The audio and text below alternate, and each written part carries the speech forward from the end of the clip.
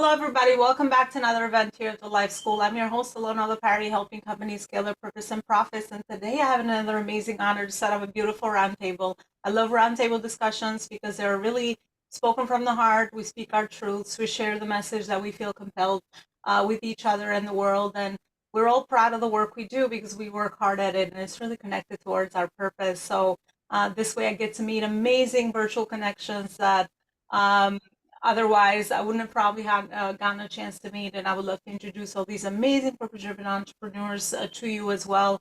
One of my main purposes that I've clarified over the years and over my experience is to connect dots in business between purpose and profit, and also people together. Because to me, person relationships, human relationships are really very, very important. Without further ado, we'll dive into these amazing conversations to support you to help and connect new dots in your life. From a lot of you that know me, my work stems from personal and professional. To me, I don't see anything them as separate. I hope that you'll be walking away with amazing dots that will get connected today in your journey from all the amazing speakers and their experiences as well. And just to remind you that this event is actually hosted and sponsored by the Life School, where we help purpose-driven leaders to build a legacy company that does more good in the world through the operations of branding, marketing, sales, systems, and team. Our vision is to empower purpose-driven leaders to use their life's purpose through legacy entrepreneurship to, of course, do more good in the world. And then lastly, our mission is to become the most impactful global community in purposeful entrepreneurship, in servant leadership. And then lastly, our values are community connection, service, and contribution. So without further ado, I would love to say hi to my first speaker.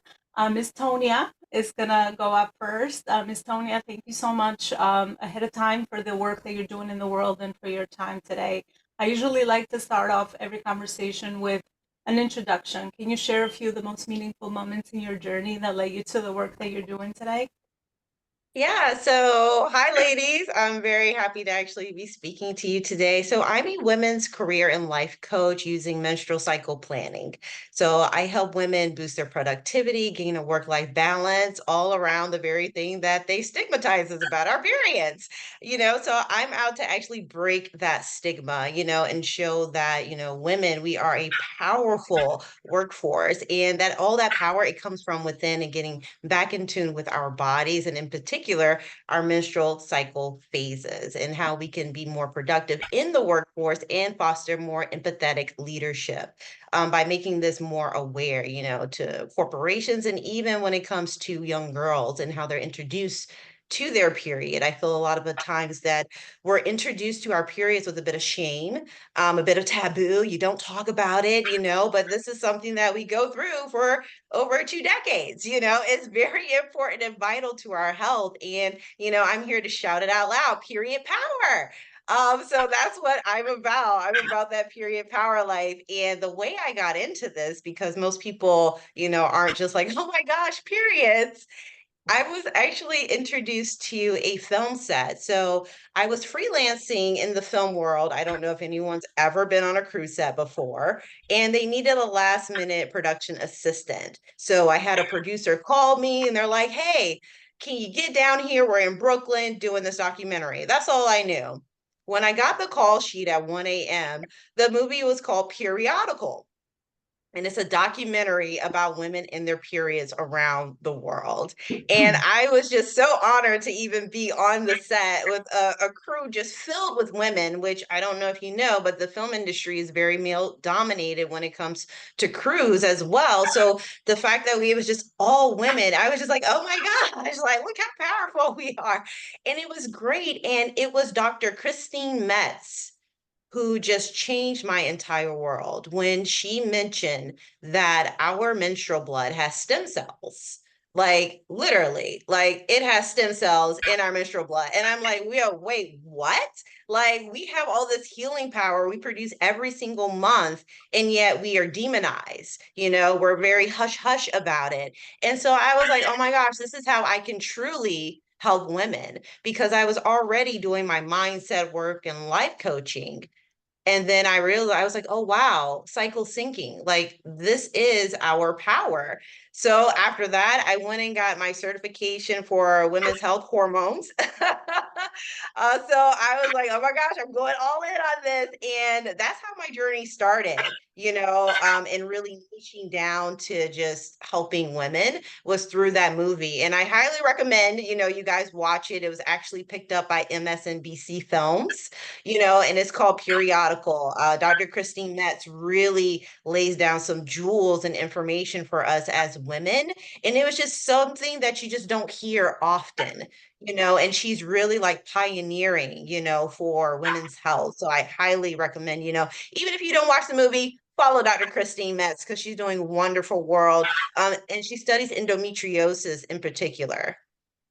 Wow, Tonya, thank you so much for connecting those dots in your journey, leading you to the work that you're doing with such an important topic for sure. I find that that and menopause is something that, there's so much need for education because, yeah, I mean, just like you connected your own dots, the more information we figure out as women, the more we see how really powerful we all are in our own authentic power and journey. So I love the work that you do, and I love that now you have connected your own dots, and now you want to inspire other women and give them or equip them with this education so that they know how to utilize this also in their personal life or when they make decisions or to give them permission to be, because I find that that's really in the era now, in the energy where we're embracing our feminine, and a lot of us need to understand there's other factors physically as well that impact us, especially as we are very busy, ambitious, purpose driven entrepreneurs. We got a big vision. There's always something to go for.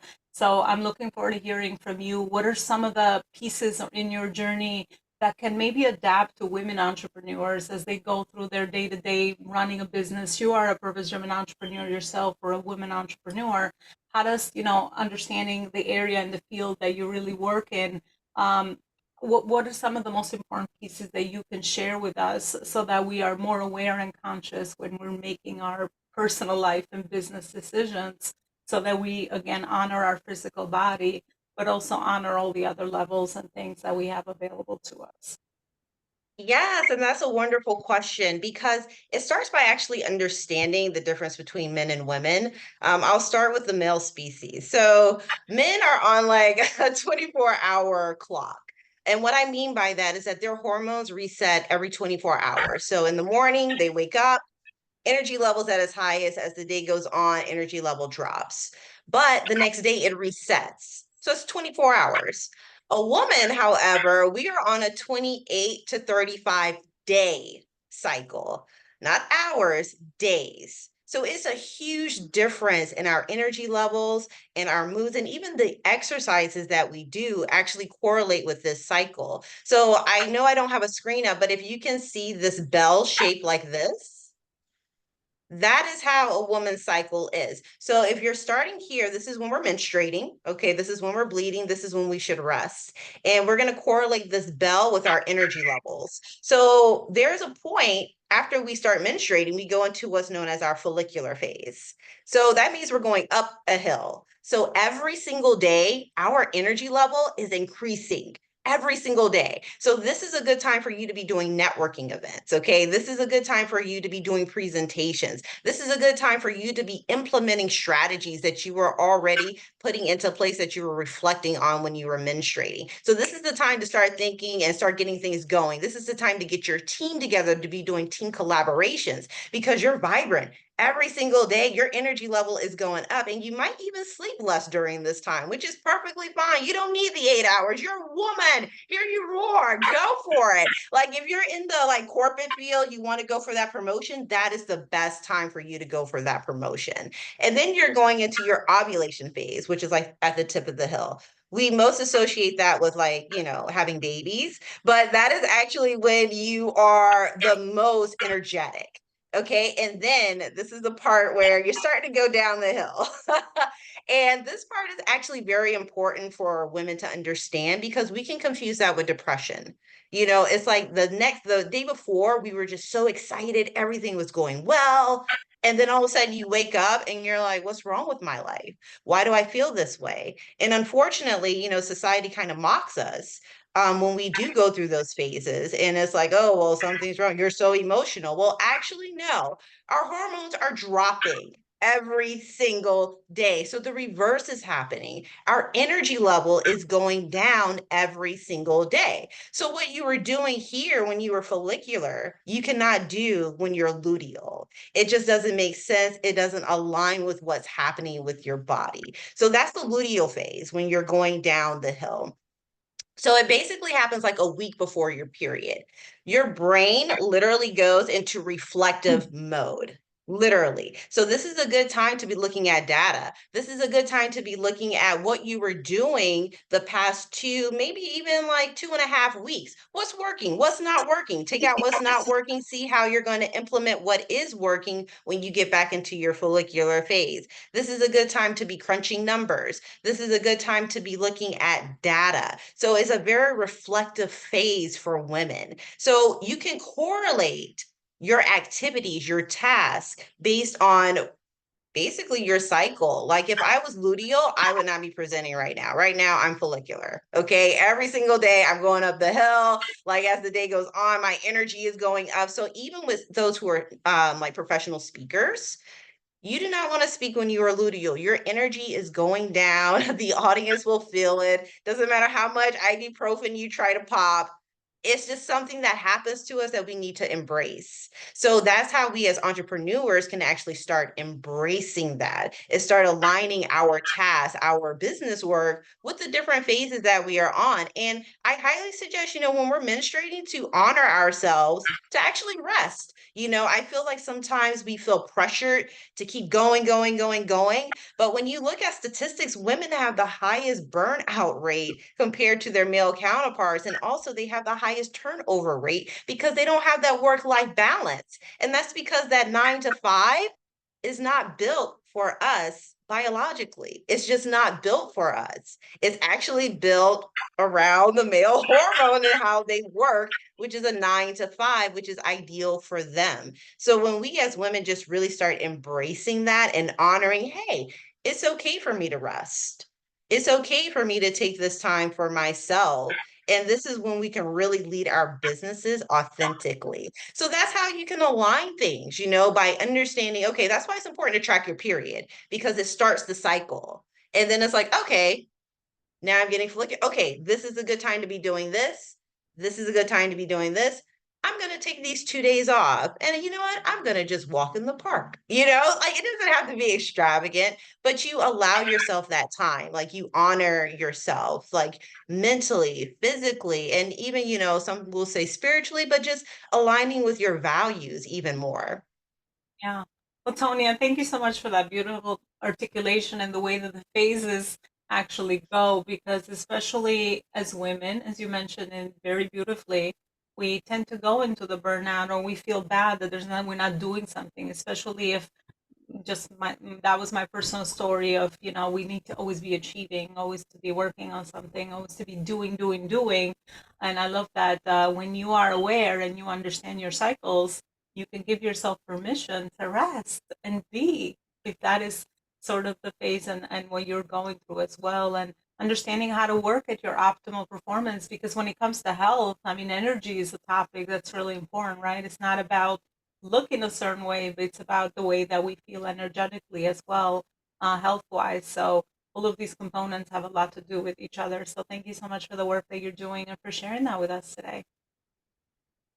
Thank you. I hope you ladies were able to gather something and share it with other young girls and let them realize that they are beautiful just the way they are and they are fabulous.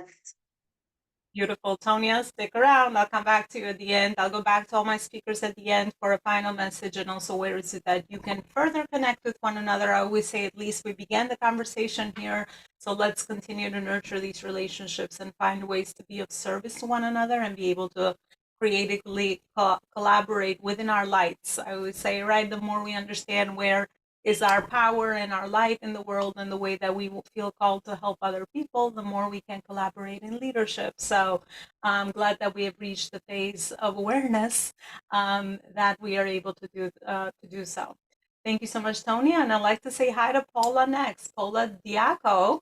Paula, thanks so much for coming here and your time again today. And I would like to ask you the same question as I started with Tonya.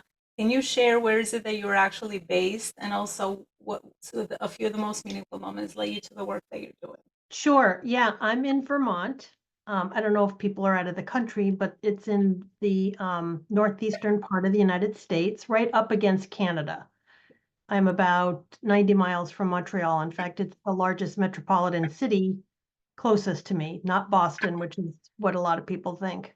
I'm a book and author branding coach, and I work with entrepreneurs, primarily women, who have a great deal of expertise and experience and a message that they want to share with a larger audience through writing. So they may love the writing process and don't know how to get into it, because they don't consider themselves writers, or they don't have the time, or they perceive they don't have the time, or they're not certain really what the first steps are, much less the next steps are in writing a manuscript. At the same time, though, that I'm working with them on either a book proposal that they would submit to traditional publishing houses, or if they're going to independently publish and work on the manuscript that I help them with. We're also branding, because as it turns out, the branding process includes knowing exactly what you stand for so that it's reflected in your book. And usually the women know what they stand for, but they haven't fully engaged with that or accepted that or are demonstrating that in a public way. But their book is going to force them to do that. If they're going to have a book out there and they're going to market that book, then they really need to own it and own the message. So we define very, very, very well what their topic is, who their competition is in terms of other books, the purpose of the book, the need for the book, and several other things. And they either, again, write the book, or they are writing a book proposal to submit to agents. I work with both types of authors. Um, I came to the work because I grew up in a writing family. My father was a journalist, my mom a short story writer. So books, language, writing were constant. Storytelling was major and is still major in my family. So I come from that kind of a background. So it was very organic. I veered for a while into science, but interestingly enough, my science degree got me some of my first writing jobs, professional writing jobs in corporate communications at DuPont, and then beyond that, an educational publisher where I worked on media for science media for kids in school, and also wrote a book with them on plants. So it doesn't mean you have to be an English major to be a writer at all. Um, as I said, my clients are business people, and it doesn't matter what their background is. I don't work with just one type of business owner. I work with people who are fintech experts, are leadership coaches. They could be divorce attorneys. They could be people who broke free from a high control cult and wrote about that. But the books that they write, I am again so interested in having them demonstrate who they are for a larger audience. Because, for instance, the woman who wrote a book on her cult experience came to me without a business, but wanted her book to build a business as a cult educator.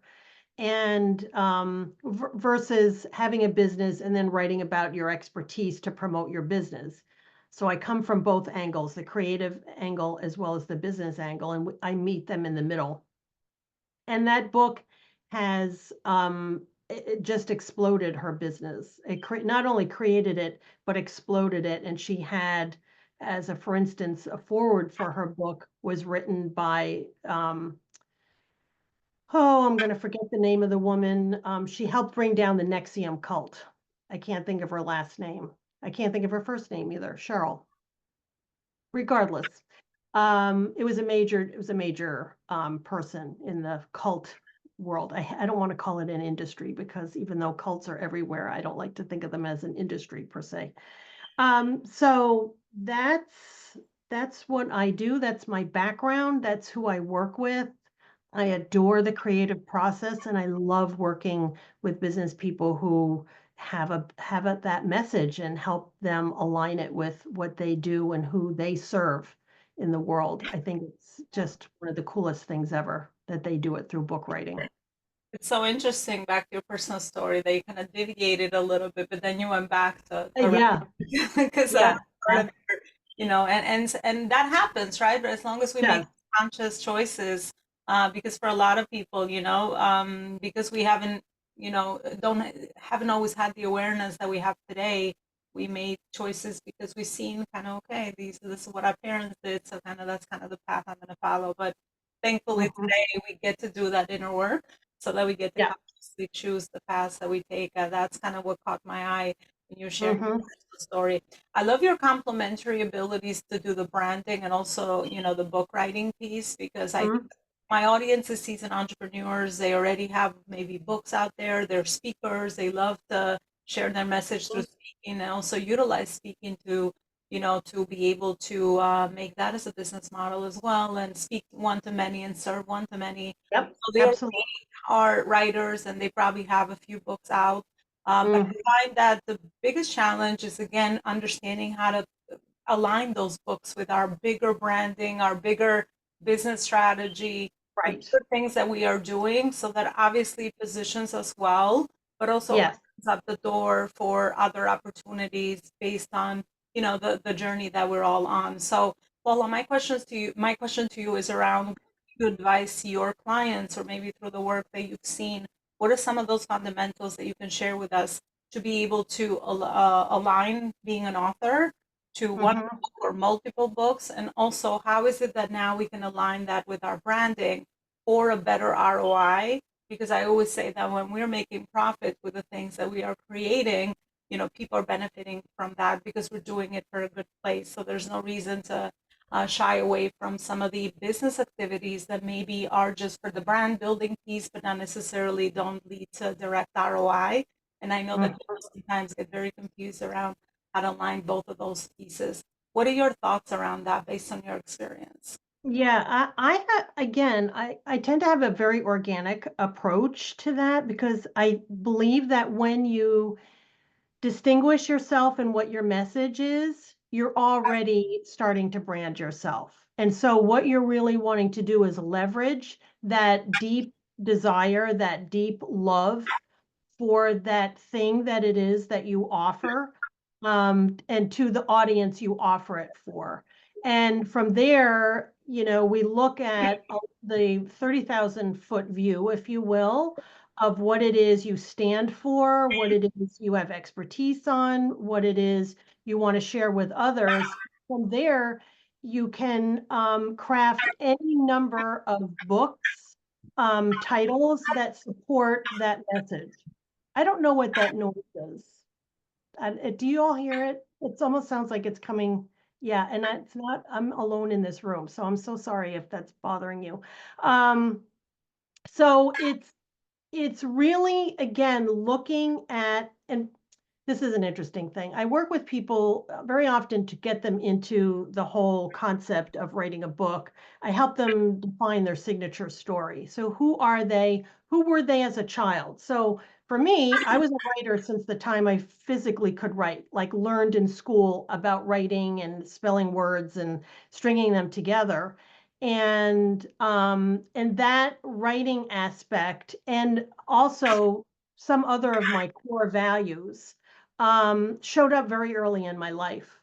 So it's not at all surprising if I were to put my timeline of my life up for you to see.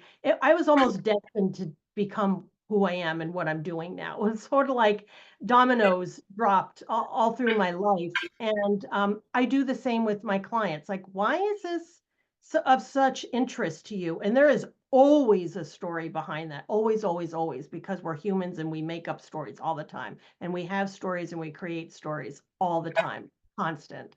So we look at that. Where did this come from? Did you have an experience? You know, my co-client had 18 years of experience to draw from. My fintech client had a degree in accounting, and she has, since she was a small child, been a rebel against the patriarchy and how women are considered lesser than and not able to handle money and yada, yada, yada. And she's all about alternative money sources and the democratization of money. So we saw that in her childhood. And invariably, my clients see aspects of who they are now, like the um, small little tiny plant, the neophyte in their childhood that now has blossomed into an actual business as an adult. And we, again, leverage that. I'm all about leveraging what exists and who we are in our most honest and open selves and situations. I love that, Paula. I always say that, a book is like a legacy product. I mean, we create, other body of work in our journeys, but it's nothing like a book where you're documenting that and you're structuring that out. And I've come to book writing from speaking. I still transcribe my books because that is a skill that I'm more comfortable with. But I also Sure, know the power absolutely. of, yeah, like getting some support for somebody to clarify our brand. I love that you work with people Mhm. and ask those intentional questions first to clarify the purpose of the book and how that connects to the bigger vision they have, Yeah, right? that's right. The book is not Mhm. just like the book, right? It's bigger, it's back to why do we feel like that book, what is that book going to do in the world and how does that actually serve us first? I always say be selfish first and then we can be selfless and utilize altruism in the right way. But definitely Mhm. the book is a powerful legacy product. And yeah, the work that you're doing out there in the world is absolutely very important. And I'm so glad that a lot of people are, understanding how to go through this process with the Mhm. support of people just like yourself, to be able to have something there that they're proud of, right? Because it's your voice, it's Mhm. your message, it's your authentic Absolutely. journey. Yes. Just Yeah. like movies, we connect dots by reading from other people's stories or other Yep. people's experiences. So thank you for sharing that and thank you for coming on today and Yeah. doing this. Thank you. Awesome. Thanks so much. All right. I would love to go to my third amazing speaker today. Oh, by the way, for my speakers, use the private chat here in the Zoom room to share your LinkedIn links. I found that that's most of us are on there based on the work that we do. So this will be another great way to just make the process of connecting easier beyond the other amazing resources that you're going to be able to share with our audience as well at the end. So having said that, I would like to say hi to Christine Payne. I hope I'm saying your last name correctly, Christine. Thanks so much for being here. Same question for you. Where are you based and what is the work that you do in the world?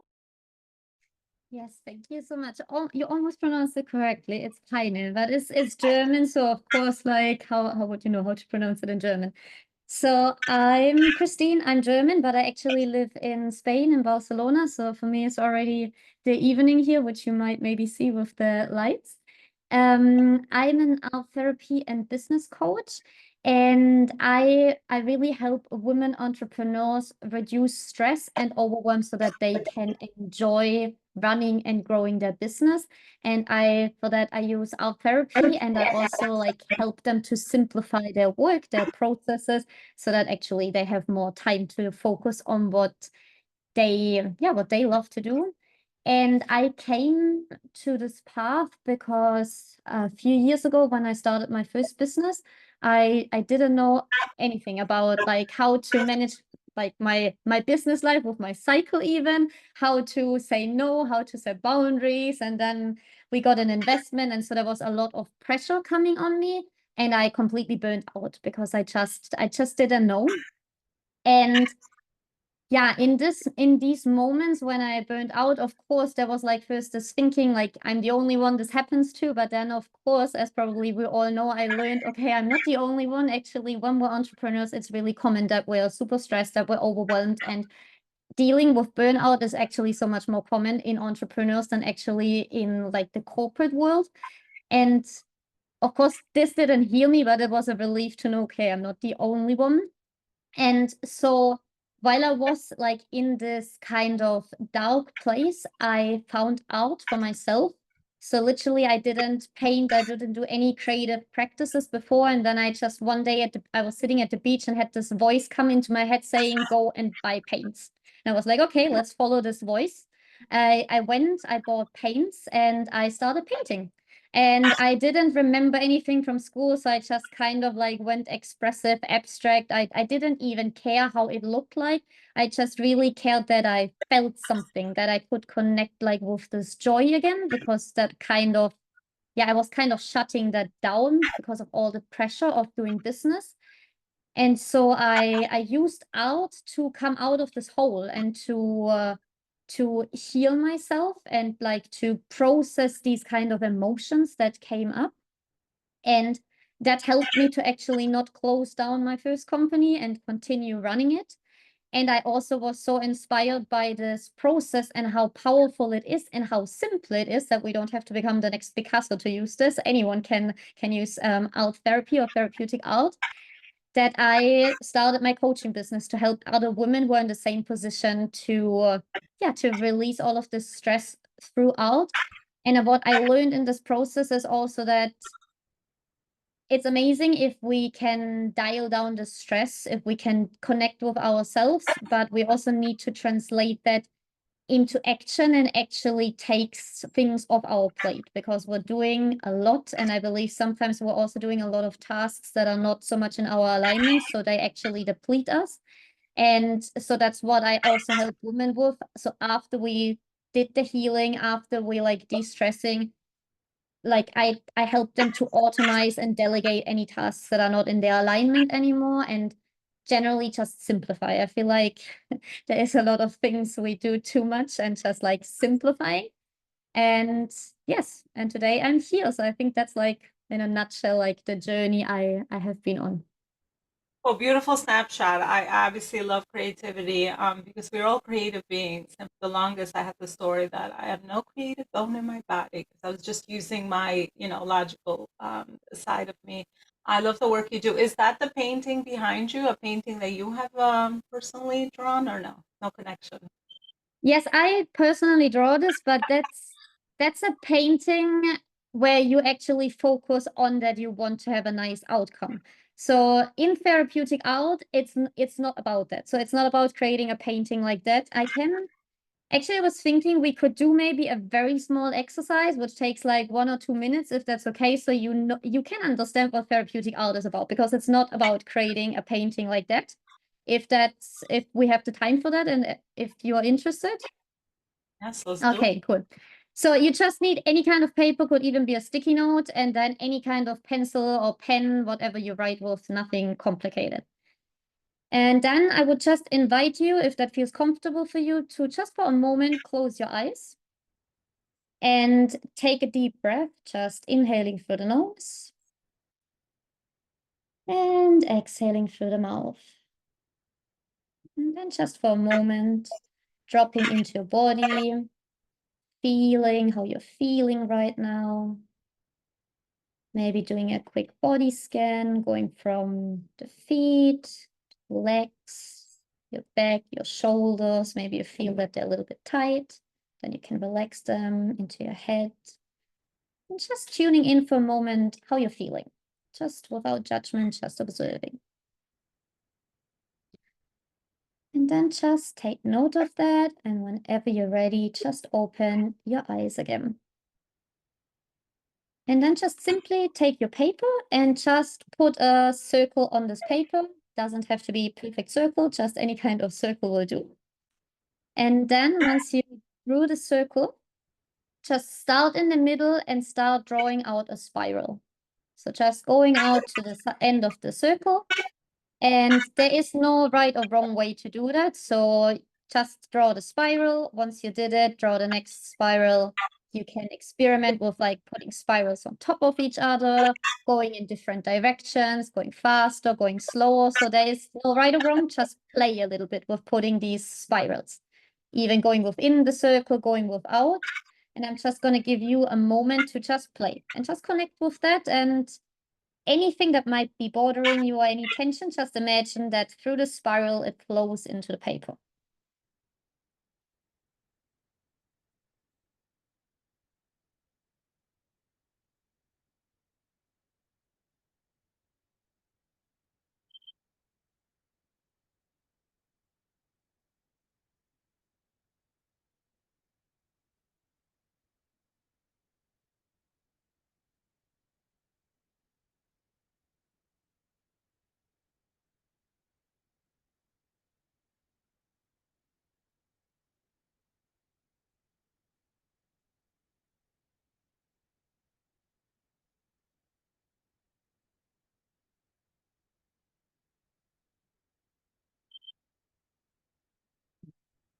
Then you can just slowly come to an end and put your pen on the paper.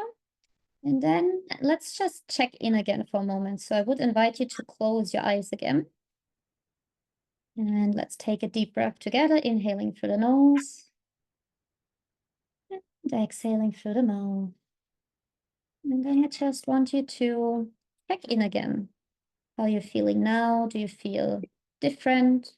Even if not, that's okay. Just, is there any changes in your body, in your thoughts, in your energy? And just taking note of that.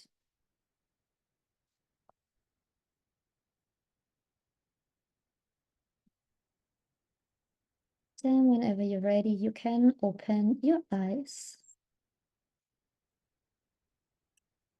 So that was a very, very simple therapeutic out exercise. And as you see, it's not about creating anything like this. It's really connecting with yourself and like using the materials and the paper to take out all of these emotions. And we can use that to like reduce any kind of symptoms of stress and overwhelm, but we can also use art for manifesting, for creating visions, for connecting maybe with our future clients. So there's lots of uses. I was just giving you a little example so that it's maybe a little bit more tangible and we don't think of like this kind of painting. Yeah, thank you so much, Christine, for walking us through that exercise. I felt more grounded because I just remember you just jotted me like a memory of like when I was in middle school and I would be stressed out from, some personal circumstances or a home that I wasn't always felt very emotionally safe. And I would do the same thing, like I would draw like circles, and it just got me outside of my whatever story I was telling myself or whatever pain or uncertainty I was feeling onto paper. So that's kind of like the thing that just happened right now as you're doing that. Beautiful work, beautiful exercise for sure. You're the perfect person that I would like to ask this question I always say selfishly and also selflessly. I'm also going through kind of a period of tapping more into my intuition and cleaning out a lot of older things and really clarifying what excites me the most. What is the thing that lights me up? What excites me the most? So you seem to be right in alignment with that work with the women entrepreneurs that you help. So what is some of the methodology that you use, or maybe some of the fundamentals that you use with your clients to help them clarify, simplify, remove all the stuff in their lives that no longer excites them or no longer lights them up? What are some of the things that you could share with us so that if somebody listening and they're going through their own purging, I call it a purge, like just cleaning out, cleaning house, cleaning out emotionally, cleaning out old stories, cleaning out fears, things like that, then they can, have the awareness around to be able to continue to purge and go within and listen to their intuition, so that they pay attention to the light and they pay attention to the things that excite them most. So they're doing it because they want to rather than I should do it. This will be the thing that will help me grow my business. This is what everybody else is doing. We all know what we do to ourselves with all the shoulds. What's your perspective around that question, or to help people clarify that, or to stay in alignment with that? I think that's a beautiful question. I love it. Thank you for asking. So I think like one of the first steps that we can do that is super simple is just create a daily practice of fun. So this could be, for me personally, this is doing a little bit of art. I usually do this in the morning and it takes me 5 to 10 minutes where I scribble onto the paper, where I might Maybe one day I just use a pencil, another day I have maybe some crayons, and I just play around. Like it doesn't matter how it looks like, but in these 5 to 10 minutes, I only connect with my inner child and like let this joy and fun be expressed.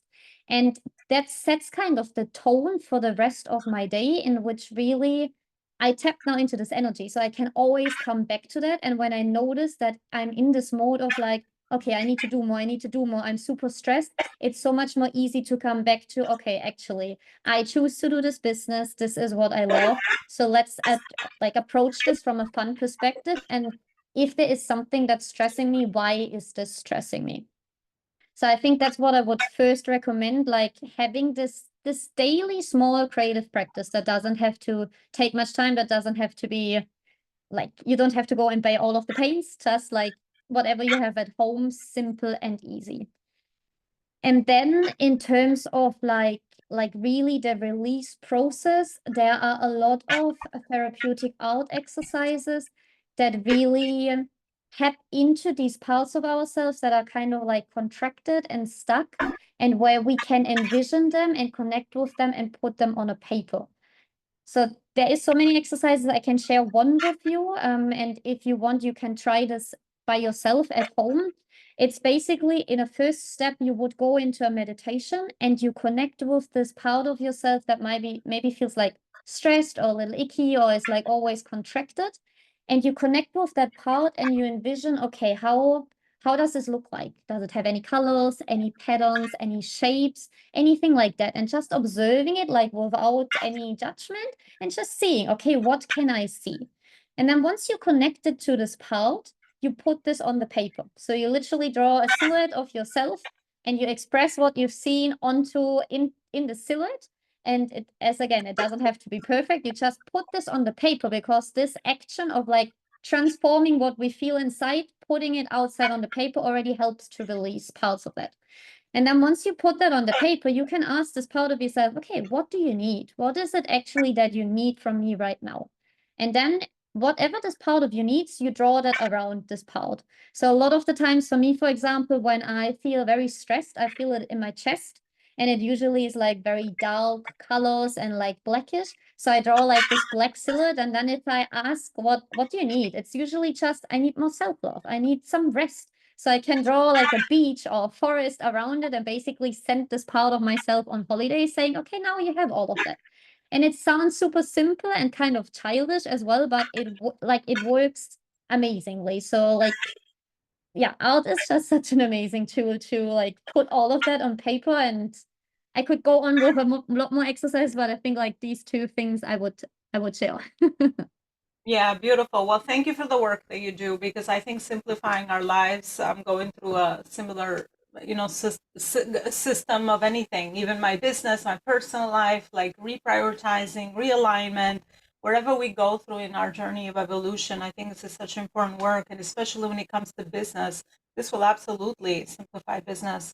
Because when I look back at what I did to grow my business that I thought were the things that I needed to do, I was doing it for the wrong reason, because I didn't, always know what were the right activities to focus on, which were going to be high ROI, high intentional activities, moving me further, faster towards the mission and the cause and the purpose. So the work that you do is not only obviously going to help people with their business, but also their personal lives, because everything starts there. And then we just bring ourselves on to our business, especially with the work that we do. I'm sure that, I can tell the difference half the time of that I'm doing this or that is just my life. It's just what it is, one journey, one thing. And every day we're taking those intentional steps to get there. Christine, thanks so much for the beautiful information you shared with us, and thanks for being here. Thank you. Well, beautiful. I would love to go to my next guest speaker today. A beautiful live connection from our local New York City Chamber of Commerce, and the beautiful Sheila Nestler. She also is somebody that I was very attracted to in the work that she does, because her eyes light up when she talks about why she does what she does. So Sheila, thanks so much for coming on. And same question for you today. If you could share the work that you do in the world, and how did you actually get there? Well, and it's really interesting because the work that I do is my own life journey. And basically it's brains, heart, and guts. I started out as a financial analyst, so I'm a numbers person, and relocated with my husband from Atlanta to San Francisco to Charleston, and realized there weren't a lot of opportunities in Charleston, South Carolina. So I created my gift basket business, and I built it up to between 10 and 15,000 baskets a year. I had locations in Columbia, South Carolina, Charleston, and Charlotte. And as my business grew, people came to me and said, "We like your brains better than your baskets." And a number of associations called me and said, "You're ordering 100 times more than the rest of people in the gift basket industry. Can you teach people about your marketing plan?" And I go, "I don't know anything about marketing." And they said, "Well, just tell your life story. How did you grow your business?" And so I did that. And the best thing that you can do to listen to your clients, in your business. So I closed the gift basket business down right before 9/11, and said, I want to help businesses, small business, expand. I want to help them grow. I want to take what I did to grow from literally a 100 square foot, I want to say, storage facility into 15 employees, and so I started doing that. And when I realized in talking to small business owners, obviously their resources were limited. And what I realized was aligning with a not-for-profit, the data behind it is you can increase your sales up to 19%. Something like 58% of all Americans want to know what you stand for behind your brand, behind your logo. How are you making an impact? Anybody can make money. Can you make an impact? So basically, I got small business owners to use their brains to think strategically about their marketing and then strategically executing that. But one portion of that is to partner with a local charity. It's the most efficient way to get your name out, to shine the light on someone else and some other cause that you can believe in. It's great for motivating your team. It's a great way to differentiate yourself in a very crowded economy. The average person sees something like 10,000 ads a day and branding messages. This clearly allows you to separate yourself. And so I listened to my clients and said, they go, "We don't have a whole lot of money, but so let's help our charities." Most of my clients have double-digit sales increases. And then I got hired by a bank in Asheville, North Carolina. Oh, by the way, right now I'm in Charlotte, North Carolina, but I just in the process of relocating after Helene destroyed my mother's home from Florida, and I'm in New York about twice a month or 2 weeks a month. But then a bank in North Carolina hired me to work with all of their problem loans, all their people whose loans had either gone in default, had gone interest only, and had to renegotiate. And instead of working with them one-on-one, we brought everybody together and said, together we will succeed. So I created a goal accountability project calling Building the Gap, bridging the gap between where you are and where you want to be. And I realized the data supports that accountability and opportunity and sharing successes and setbacks can increase your sales and between your goals, between the ones you set and the ones you achieve, by 77%. So as I expand to New York, I have three things: brains, heart, and guts. And that's what I teach. I teach small business owners how to do both, and local not-for-profits, because everyone's got limited resources and there are hundreds of thousands of not-for-profits, and they all want the same thing: they want more donors and they want more volunteers. So how do you do that? By partnering with local businesses. Gives you a different real estate than you'll ever have saying, "We've got a great cause."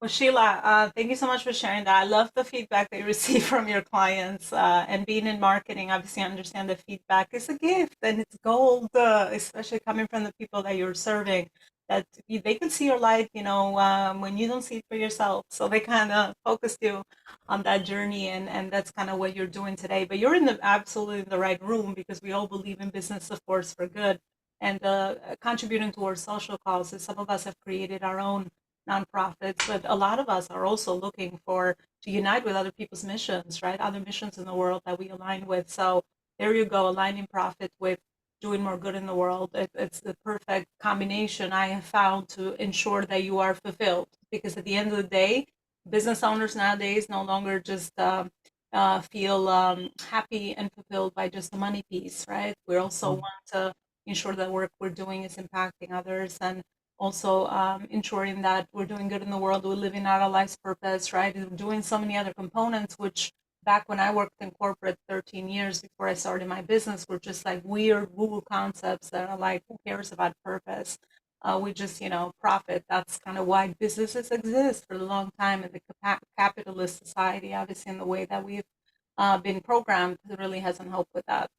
So I love the work that you do. So Sheila, that would be my question for you. I have lots of, heart-driven entrepreneurs. I always say that marketing is the heart and then sales is the soul, because that's where the transformation and the service is delivered, or the product, if you have a product. So based on your experience and how you align this in your day-to-day work, what are some of the best practices for businesses that might have a service, whatever service they have in the service-based industry, because that's really all of us here. How is it that we can now, what are the right steps, I guess, to approach the contributing towards causes that align with us? And as a byproduct of that, we also get the exposure that we're looking for, but also the fact that we get to create impact with contributing towards those causes. Is there like a few fundamentals that you've seen in your journey, or patterns that have repeated that you could share with us? I always love those, because that means that these are like life truths somehow, if they work for so many people. What can you share with us around that? Okay, how I have done it is, first of all, is understanding the landscape. I mentioned how many ads everybody sees every day. The average sale takes between 5 and 12 contacts. And I see most people immediately, they have a great connection with somebody and they're automatically on the way to the bank because they've just sold a deal. And that's not what happens in the real world. So having that long-term relationship building focus. I mean, I've got people calling me after COVID. They said, I heard you 4 years ago in a Zoom call. I need some help now.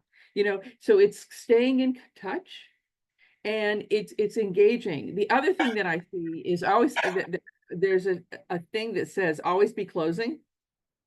And I always say, are you closing doors? Or are you closing sales? And I find so many people don't understand the difference between marketing and sales. Sales is closing, making the deal done. Marketing is starting a conversation. So I focus on that. I use a lot of my little secret is I shine the light on my prospects, on my clients. I kind of brand myself as a referral, and I don't go, Miss Tanya, meet Paula. I normally say, let me introduce you to, and this is why you need to meet. This is how I think you can help each other. Because it's not just how many business cards you have, it's how many relationships you have. And I think changing that perspective. The other thing is, it's always good, especially the first quarter, fourth quarter, to step back and say, what am I doing? Let's ground myself. What's my purpose? Where am I? Where do I need to go? And I think that's where, and so people go, well, what's the best marketing tool you have? And I go, I am Switzerland. It really doesn't matter what I think. It's what your clients, what's going on in their world. How do you serve their needs first before you serve yours? That's what a true leader is. So I think it's the perspective. Timeless concepts, right?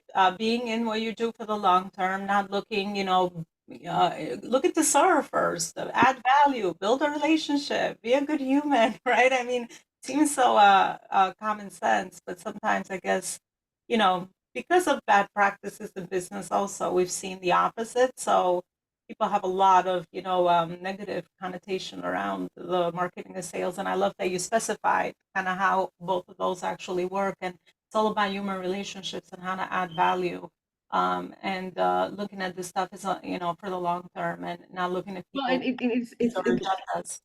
to your point about our luncheon last week at the New York Chamber of Commerce. He had lots of food left over and he left it with people. I reached out to him, and Pret a manger, Okay, every night, the things that they make, they don't sell, they give away to the food bank. Mm. And they use that as a marketing tool. So when you go in to get a cup of coffee, they say, you know, they list all the charities to say your food is made fresh every day. If we don't sell it, we're feeding people that are hungry in our community. They've already spent the money, you know, and instead of throwing it away, they're doing it. So I thought about that, and I reached out to him and I said, this is what you as a franchise might want to do. Granted, everything's fresh, but you always have an inventory. What do you do with it? I know they give it probably to their employees, but there might be a system that would be wonderful to say, this is what we're doing in our community, and then use it as a marketing tool. Yeah, I love that you did that because Sheila's talking about a vendor that provided free food for the event, and yeah, all the opportunities and the ways to be intentional because we're already doing a lot of this hard work and understanding how to align with causes that benefit or maybe complement are relatable to the thing that we actually do.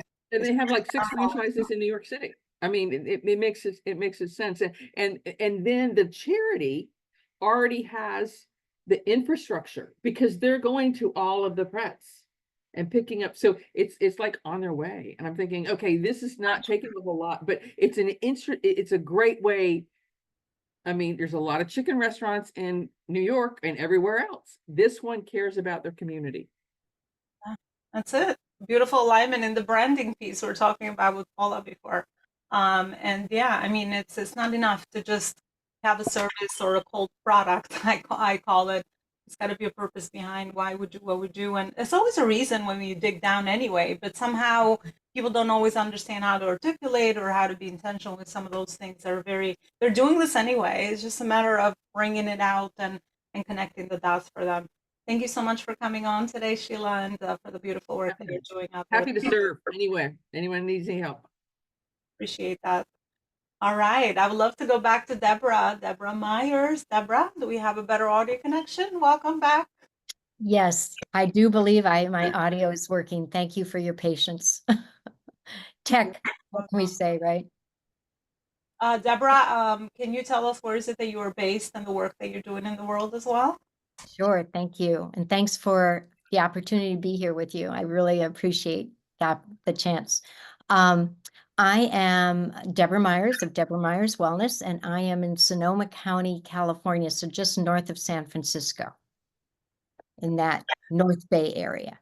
And the work I do, I've been in private practice for over 30 years as an acupressurist. It's touch instead of needle. Acupressurist and Jinshin Jitsu practitioner. Jinshin Jitsu is an ancient form of Japanese acupressure. And I got into the field way before that in the 70s when I was in college. So that's dating me. I was introduced to it and I took to it like duck to water, but it never entered my conscious thinking that I would do it for my livelihood. I mean, really? How could you do that? You know?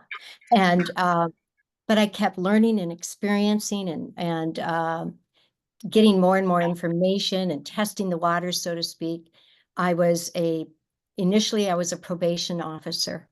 I worked with kids in the criminal justice system. And then I was a trained mediator, and one of the big programs I did was helping create a program that brought kids and parents together, actually talking to each other and getting the kids back off the streets and into their homes. So those are the kinds of events I was doing back then, in the sense of what I was living at with my professional hat. And but I kept learning this thing called energy medicine. And then in 1993, yeah, I was in a really bad car accident. Ended up with multiple herniated discs, lots of pain, but I knew I did not want surgery, and I knew what I needed to receive. So from the get-go, way back in the 70s, been doing my own self-help acupressure because it worked. I experienced it as a benefit that had no bounds. And as I kept doing that for myself, my body was definitely healing. It needed some extra assistance. So I found somebody, we were relatively new to the area, found someone to help me, and I'm through it. And then all of us, and then the light bulb came on saying, girl, you know this, just do it. So at that point, I was actually an insurance and securities agent for a big firm. And I said, okay, this is what I'm doing next.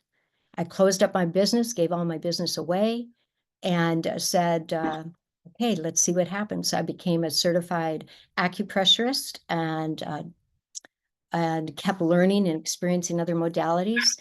And as I continued to work with my clients one-on-one, both in person and virtually, via way back when it was Skype before Zoom became the thing. And I was always teaching them, giving my clients guidance for self-help. And it was my clients who said, will you just teach a workshop? So I started teaching workshops, and I created workplace wellness programs in conjunction with it. And it was actually a group of teachers who were my clients who had taken my workshops and then took what I taught them into the classrooms. And they came back to me and said, will you just create a real program? Because this stuff works. They were noticing that it was benefiting the individual kids in the classrooms and then collectively. And so I was busily creating a program. And then one of my clients, a phenomenal artist, said, I've got an idea for you. And we created an animated video of what I wrote years ago as a 9-step self-help acupressure flow that I call the daily clean your house flow. It recognizes the body you walk around in is your house. And if you clean it out every day, you are ahead of the game. You clean out the dust bunnies and cobwebs, give it a good vacuum every day, multiple times a day. There's no such thing as too much self-help. And you help prepare your body for what you're going to ask it to do and prepare it for what might come at it. So that's what that's what I had taught all my adult clients as well as their family members.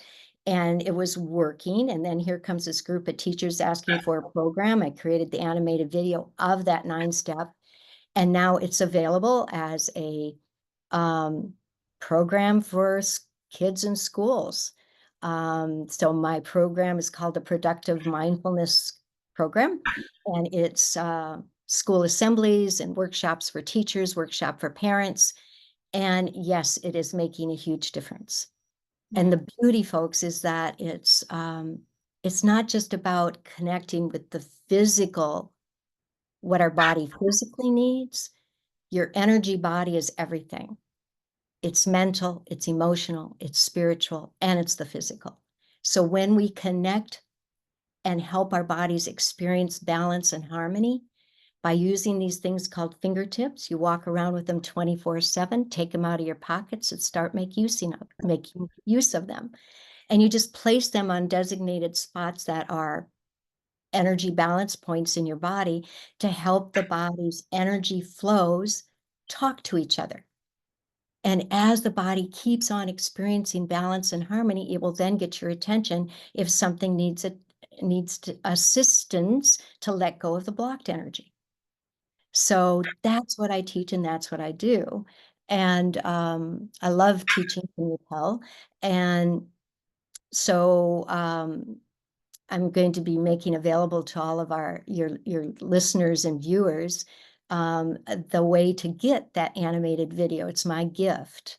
It used to be a paid kit along with a copy of the book that one of the books people could choose. And then when March 2020 hit, I contacted my marketing crew, my website folks, and said, make it free. Take it out of being a paid item. This animated video has to be made available to any kid who's searching for ways to make sense of this crazy world we're living in. And it needs to be made available to all the parents who are trying to be teachers and the teachers who are trying to teach differently, and healthcare providers and business leaders, leadership folks, anyone who's searching for ways to let go of stress, relieve pain, promote healing, feel better, stronger, more clear, more focused, wants to increase productivity, wants to be a success at whatever they want to do and whoever they want to be. Wow. And it's what's available now, and it's available on my website as a gift. Well, beautiful share, Deborah. Thank you so much for doing that. And what a life journey. And kudos to you for also listening to your inner voice. That was my catalyst to being an entrepreneur, which obviously I ignored for so many years. I love the work you do because the more I always talk about the spiritual part because I've learned, I mean, I had no idea what this stuff was before. If you told me that we're all energy and, we're all spiritual being and in a human body and all these things, it would have been foreign concepts to me. But now we have the awareness and the education and science is backing it up every day that we're all energetic, right? And energy is really important. So my question to you is for my audience of entrepreneurs around, I find myself struggling with this myself all the time is how do we do the cleanup that you mentioned? And how is it that we ground our energy when we feel all over the place or when there's a fire to always set or when there's something new coming towards us? Stressors happen every day. I mean, we don't live in a linear journey, right? The zigzags. Yeah, It's yeah, like exactly. with Yeah. the energy of the universe, and there's so much stuff happening, which people don't really understand how to balance or ground their energy. That would be my question for you. What can we do to clean it up, and what can we do to be more intentional around grounding our Beautiful. energy when we feel Beautiful. balance? So when we talk about this body you walk around as an energy field, energy system, it's also all about all these systems working together.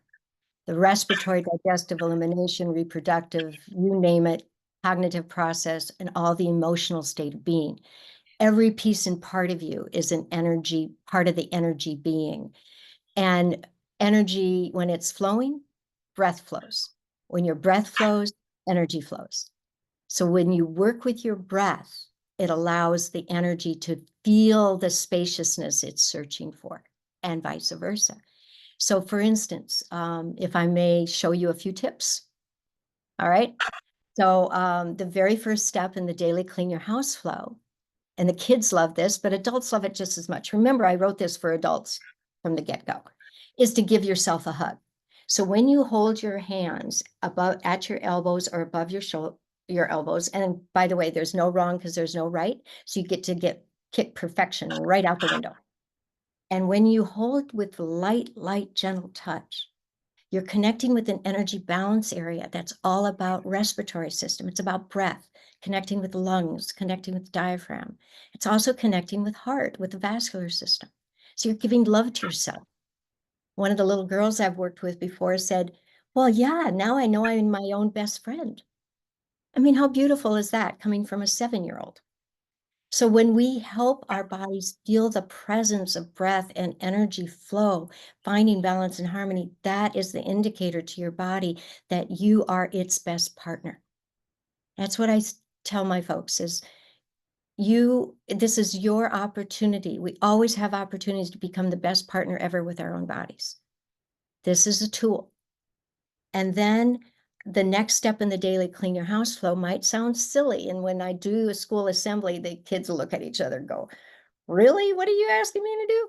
The next step is to sit on your hands. And by the way, all of this can be done sitting, standing, lying down, or any combination thereof. But take a moment now and just place your hands at your sit bones. Or if that's uncomfortable for any reason, you just hold them at the outside of your thighs. And when you're there, because again, there's no wrong because there's no right. When you hold here, you're connecting with an energy balance area that's all about vitality. So when you take this breath in, breathing it in, and then bring your hands to your sit bone area, you're bringing that breath into every cell of your being, creating vitality throughout. It's like drinking a cup of coffee when you just give your body the chance to hold there. So there's 9 steps. And the last step I'm going to share with you right now is a fun one. It's called the jumper cables. And it's just simply holding each thumb and finger one at a time. Couple good breaths each time, starting with the thumb on one hand, couple good breaths. So you can do it slow, and a couple good breaths. And you do each hand, right? Each finger. When you are doing that, cupping each thumb and finger very gently and breathing, you're connecting with all the balance points in your body, all the organs, all the systems, and you're connecting with all emotion. I'm not saying emotion is bad. But what I'm saying, because emotion, by the way, is there to give us information and to help us be human bodies we walk around in. But when the emotion gets really big, have you ever noticed this? That it can oftentimes have a tendency to take your breath away. Well, when you hold here and give your body the opportunity to breathe and help the energy flow, you're helping your body have the opportunity to get rid of worry fast. You hold the thumb to let go of worry. And again, that's an important emotion because it helps us recognize what is of concern, what needs to be addressed. Then we go to let go of worry fast, F-A-S-T. Let go of F, the fear factor. And that's an important emotion that we luckily learned early on as kids because it helped us recognize what we needed to do, have safety and security. So can you see that even holding those two fingers in and of themselves would help your body not only breathe, but help it be grounded and centered? Help your body feel the opportunity of all the chances that are available to you if you just give yourself the space to be spacious. And then the A, you're gonna love this one. In fast, A, it stands for anger and frustration. Now, isn't it interesting that that's the finger we raise when there is anger? But instead, what we bring is awareness. So we can help our bodies fully experience what we're up to. What are we understanding? What don't we understand? What do we need to understand more in order to get out of our own way and not be irritated and frustrated or angry? And then the S is sadness or grief. Again, an important emotion. Helped us recognize what we need to take care of or what is missing, what we've lost, what our body's hungry to replace. And just giving it the opportunity to have breath, because isn't it grief and sadness oftentimes one of the big things that take your breath away? But instead, find serenity, find space. And then the T is a big one. And many, many entrepreneurs live in that place called the trying tos. Trying too hard, trying too much, trying to do it all. That place of efforting that is often, if it becomes a descriptive instead of just a verb, it's really taking over. Instead, I love saying that instead of being in the trying to mode, set yourself up in trust. Be trusting, have faith, have the place of being aware that anything is possible. And that, do you notice just by doing those that you have more breath, that there's more space to be? So the whole 9 steps is in the daily Clean Your House flow, and I'll give you that information if you'd like. And I teach all sorts of workshops of all ages. I love being with kids because what I notice is that when we teach them at an early age, we're giving them the opportunity to really become who they want to be and become the powerful beings that they're ready to be. They just need to be given the chance. And what I really love is when they teach their parents. That's pretty darn special. Yeah. I love it, Deborah. Thank you so much. I love the work that you do with youth because I always say that, kids today are awoken, right? They're more awoken than us or maybe my generation or prior. So I love that you're doing this work with them. And Thank you. how amazing is our body? I mean, Oh, I learn about it, the more I'm like, oh, they are so powerful. We are so blessed that we've always had the opportunity, if you will, I love that word, to learn more, be aware more. And it seems to be we are now in more of an environment that is allowing that consciousness and awareness to really come into play and help our bodies recognize we don't have to live under stress, within stress, contained by stress. We don't have to live in anxiousness. So if you go to my website and please look at the page that's about youth in schools, you'll see a video clip of me in front of 250 kids doing a school assembly.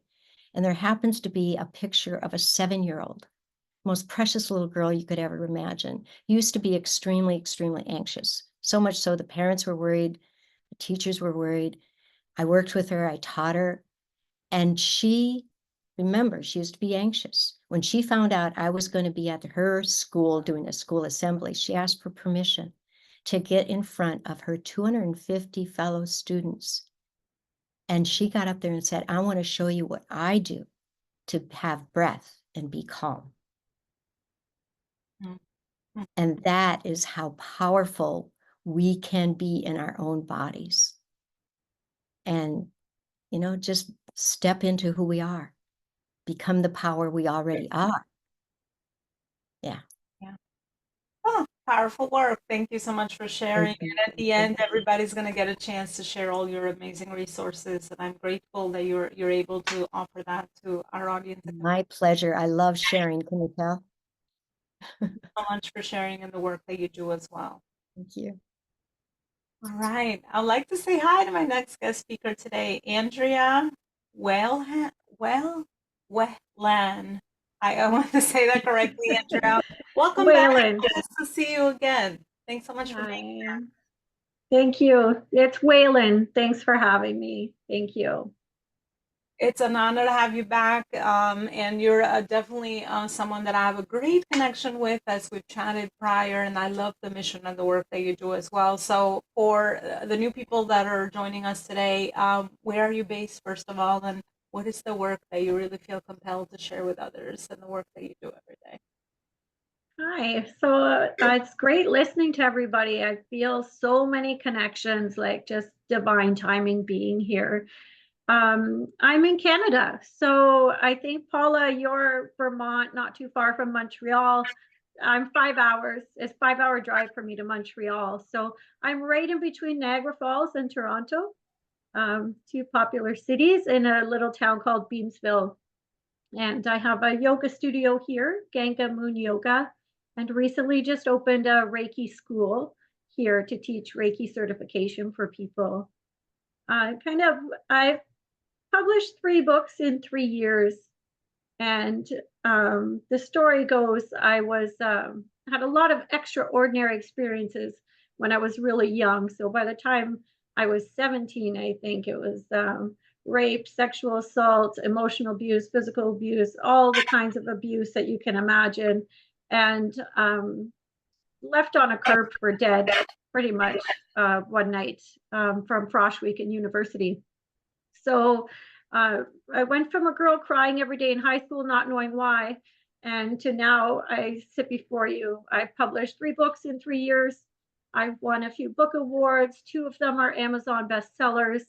And this is what I have one message that I want to share with everybody listening. And that is that the dark parts of your life and the light parts of your life are both love. I think separation is the greatest illusion.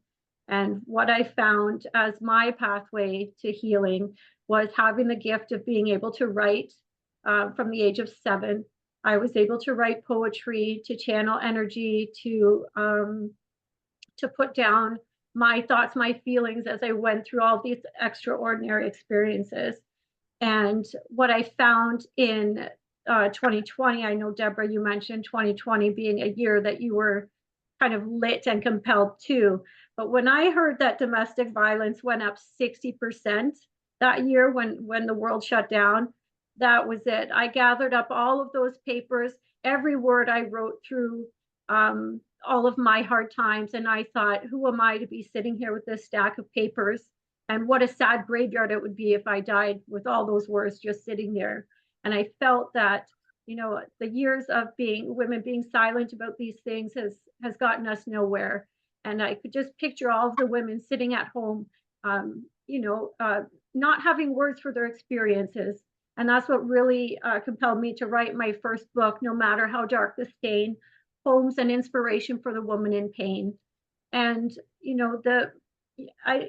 I was following my heart, which I think all of you know, and listening to that inside voice, which is kind of immaculate, but also scary at times.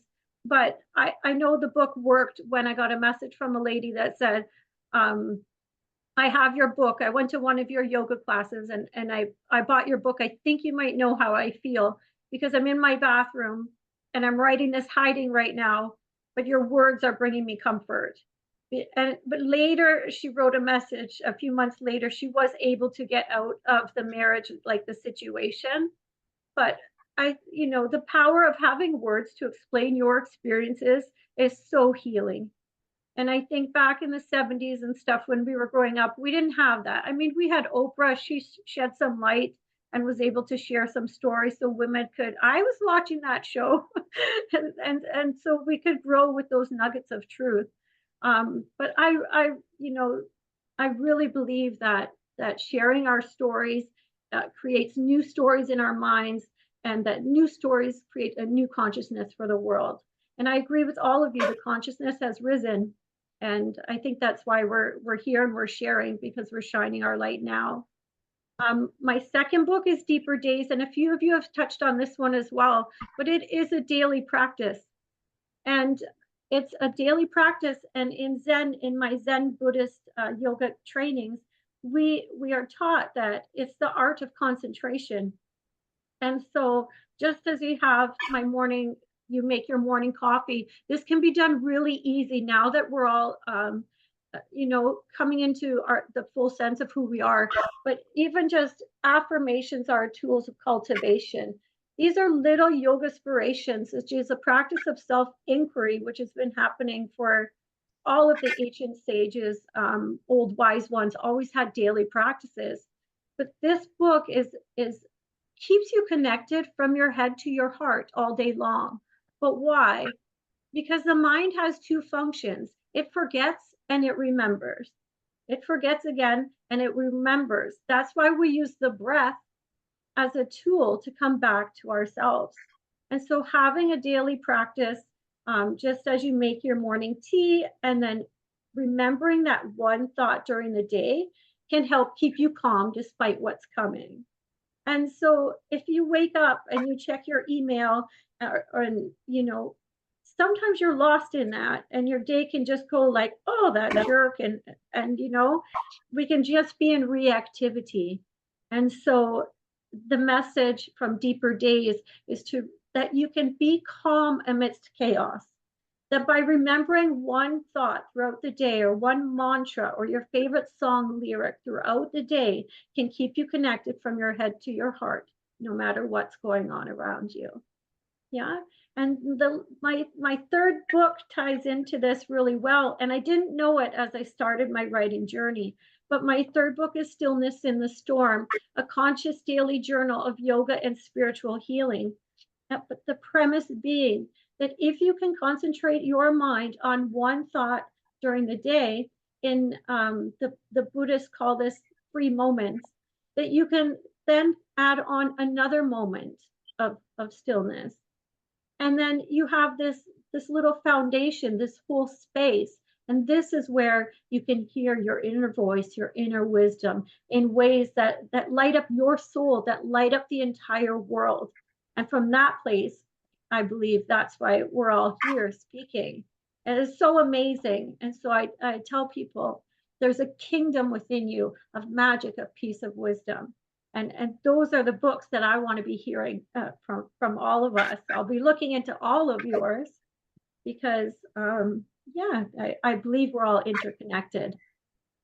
Well, Andrea, thank you so much for sharing your beautiful light and message. You're a beautiful soul, because I know we've been connected for a while, and me and you always connect at that level as well. And I, through your experience, there's a few things that I also resonate with, but you never know. You never know who resonates with what, and where people are in their inner journey, and what is a situation externally that maybe they might need to get out of. So yeah, the message has to be shared for sure. I find it as a responsible thing, as a human, when we go through something, it's such a natural thing to be able to now want to share it with other people, because again, you just never know who could find support from that.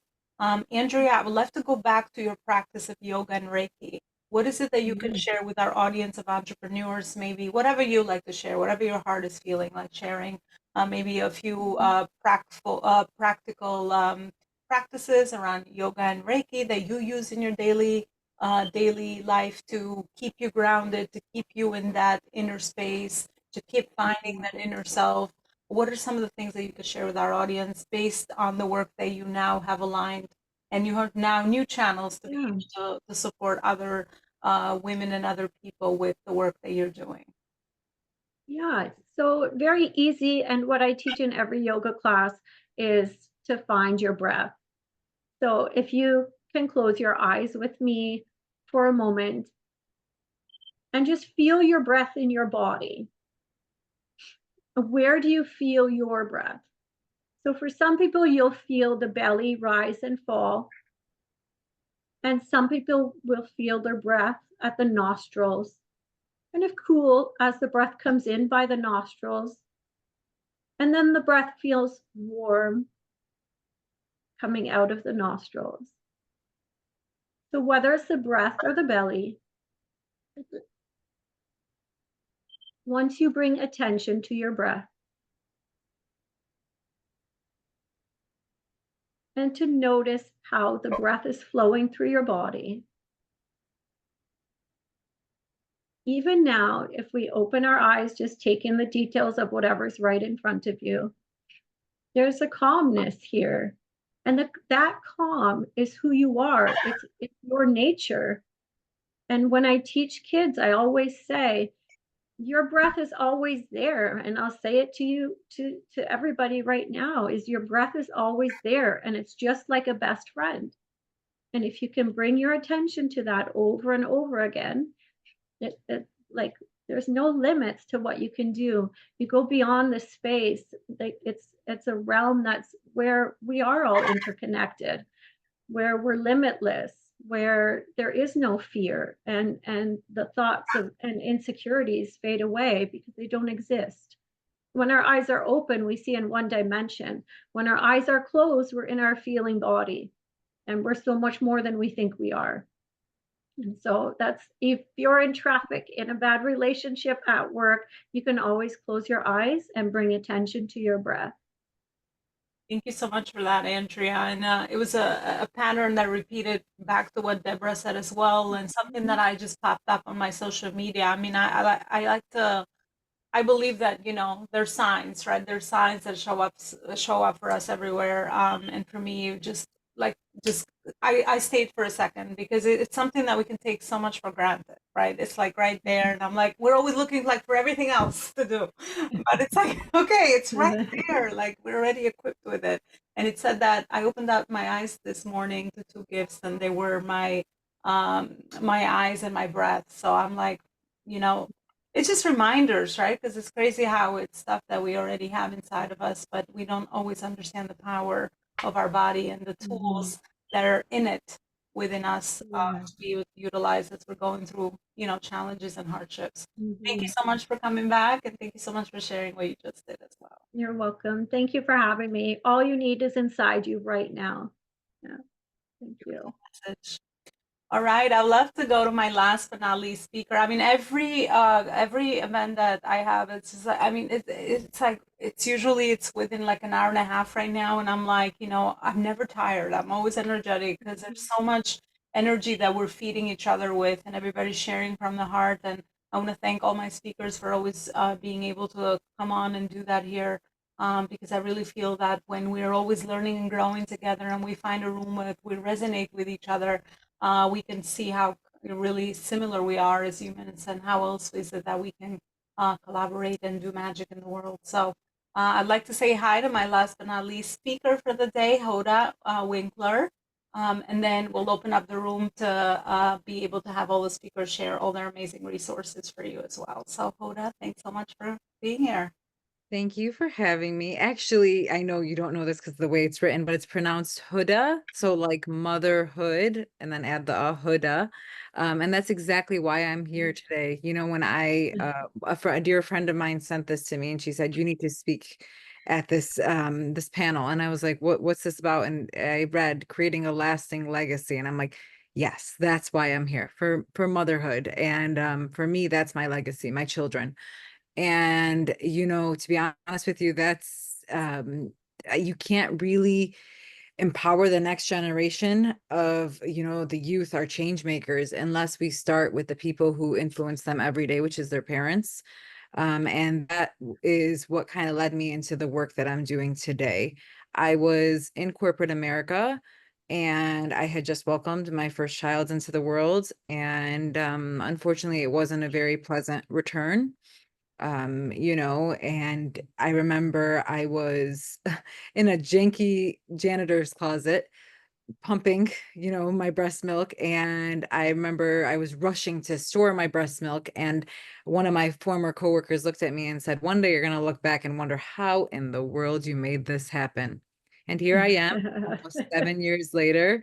And she's right. It was just a whirlwind, to be honest with you. I had to pay the company back due to corporate errors. So I had to come back on my maternity leave just to pay the company back. So I wasn't getting paid. I was driving 3 hours every day, pumping in the midst of the drive, so I didn't ruin my supply.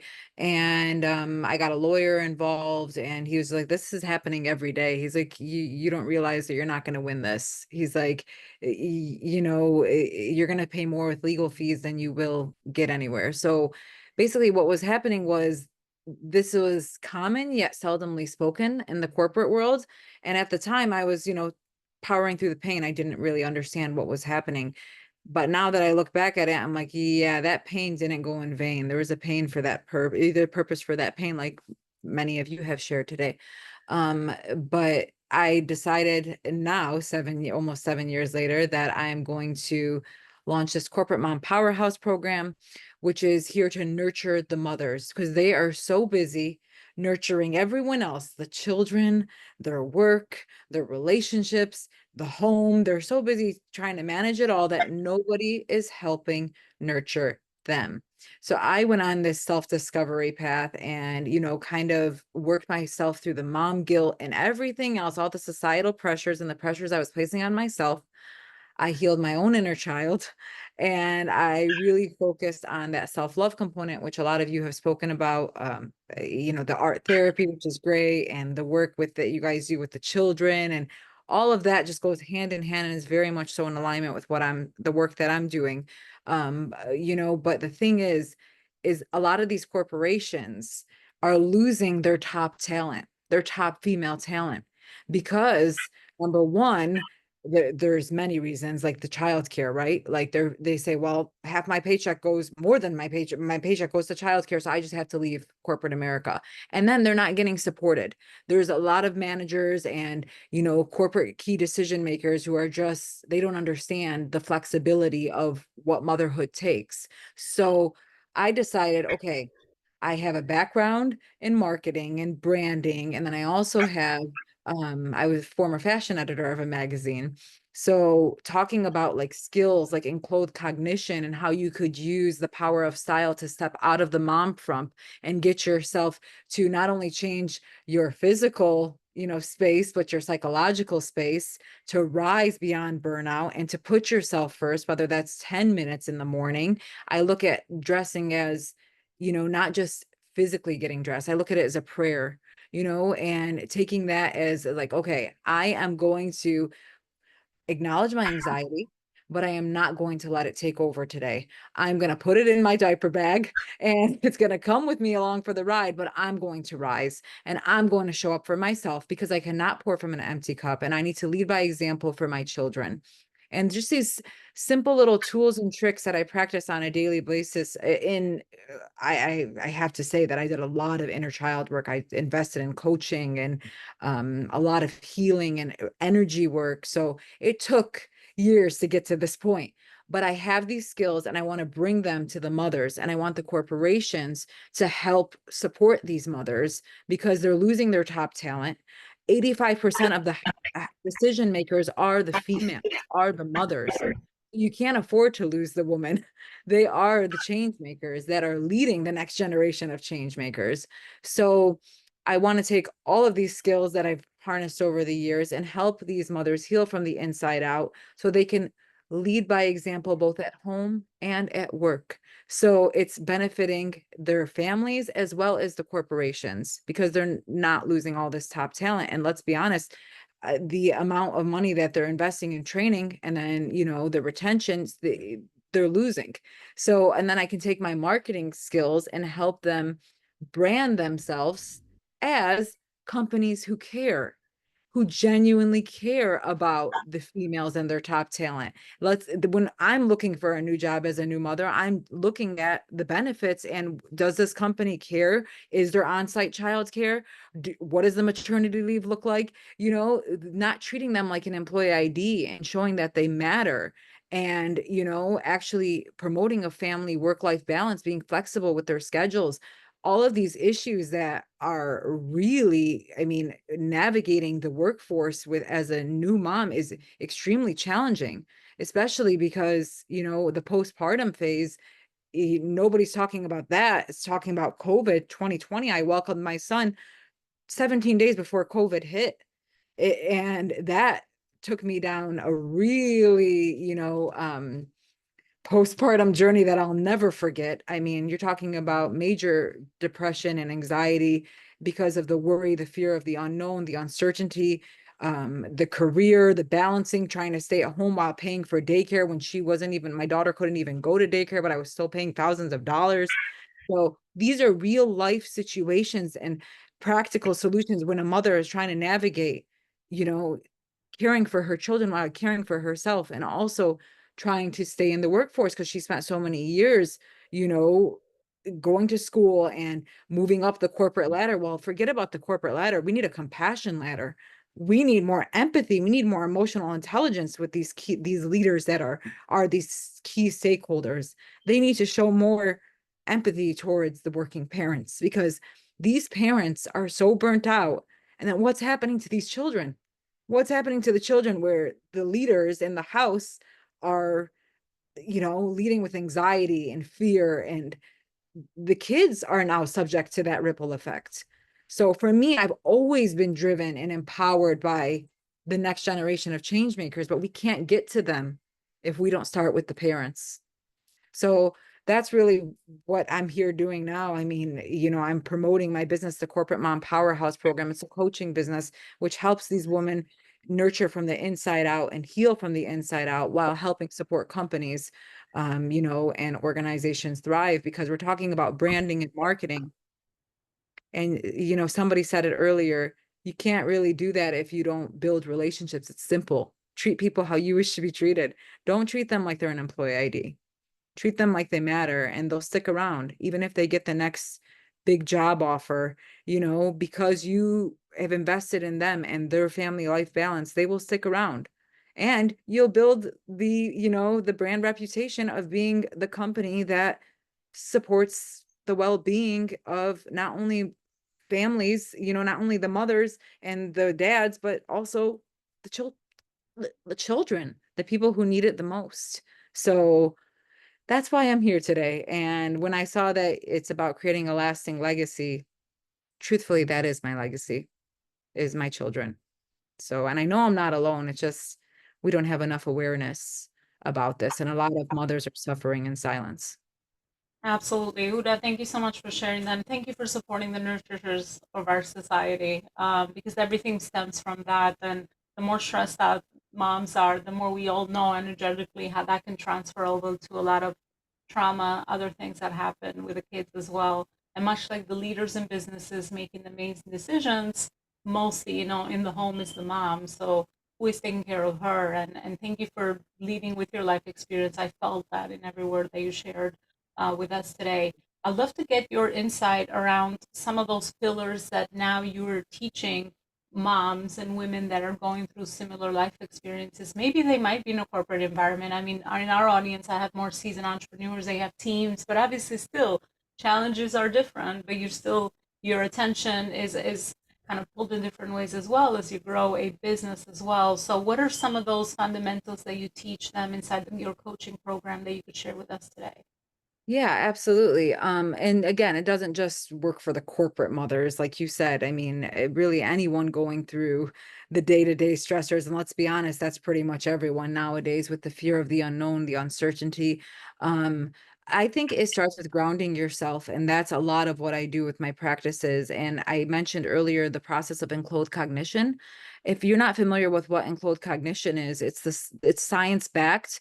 Basically, there was a famous scientist who took a study on and had all of these participants come in and said, I'm going to have you put on a white doctor's coat. And they tracked the performance of the people who put on the white doctor's coat compared to when they put on a white, messy artist's coat. Okay.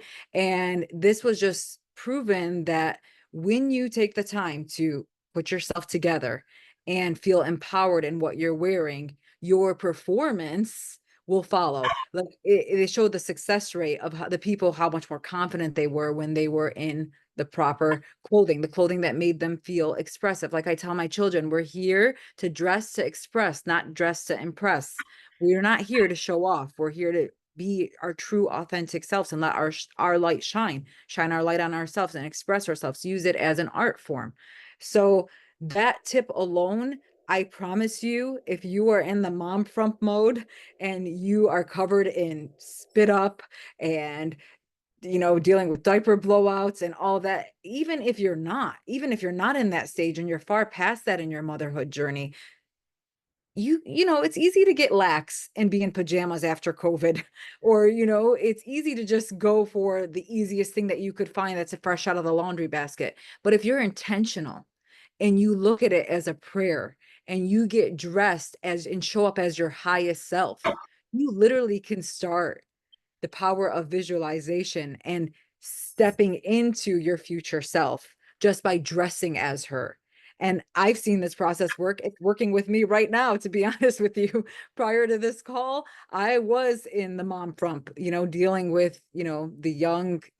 I'm in my 4th trimester, to be honest with you. I just recently welcomed my 3rd child into the world, and I haven't announced it yet. So announcing it here today. But it's very easy with no sleep and to be sleep deprived and to just grab pajamas or your husband's, shirt because it fits, and to be hard on yourself with your, weight journey, whether you're postpartum or not. It's very hard to beat yourself up and say nothing fits me. And that alone, our closet, if you have things that are not making you happy in your closet, how is it making you feel? These things that you don't even think about on a daily basis, these are all adding to your energy fields. So you should create a closet, no matter where you're at in your journey, that makes you, and when you walk into it, you feel like you light up. It makes you feel joy. It makes you feel worthy. It makes you feel like your highest self. So that one tip alone is the exterior part of the journey, but you can't get there until we do the inner healing. So I start with, specific meditations, a chakra balancing, inner child healing, somatic practices. So stuff along those lines, but even doing like, daily meditations and affirmations. And one of my best kept secrets is honestly just writing every day in the morning 10 things that I'm proud of myself for that I might have did this week and in the past year. So I'm using self-love as a tool and not beating myself up. And then getting dressed after that is much easier because I'm much more confident in my capabilities and not so hard and down on myself. These are just some quick tips, but we have a whole practice of how we go into the journaling and the inner child healing before you could really start showing up as the best version of yourself.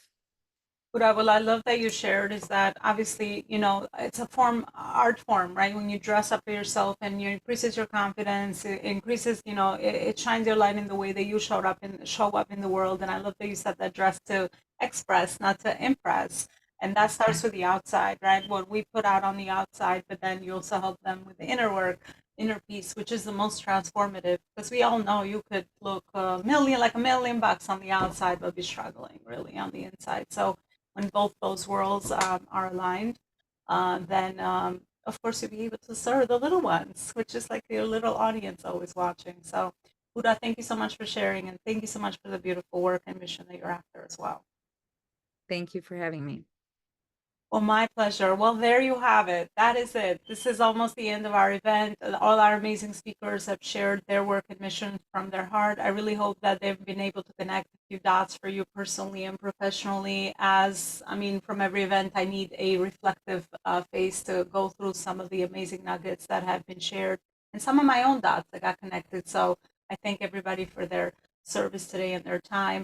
I would like to end this event with going back to our amazing speakers and having them share their resources with you at the end, but also with a maybe one impactful dot that was connected for them during this whole conversation. So let me go back to Paula. She's next on my screen. So Paula, what is one impactful dot that was connected for you today based on our room and this conversation? And also, where is it that the audience can further connect with you? Oh, Paula, you're still muted. There was so much shared here today, but I think if I were to encapsulate it, maybe not so specifically, but there was a lot that was shared around the women's point of view, women's, I'm going to say femininity, who we are as women and who we are energetically, and how we shouldn't shy away from that, that we should actually lean into it because it's in fact our greatest power. That's what I got out of today. I thought it was really very cool. And I'm sorry, what was the other thing? A little tip or how you can reach me or learn more about me? Well, I shared my LinkedIn and everybody who put their LinkedIn in the chat, I sent a connect request. So I put mine in there as well. And my website address is writestoriesnow.com, WRITE storiesnow.com.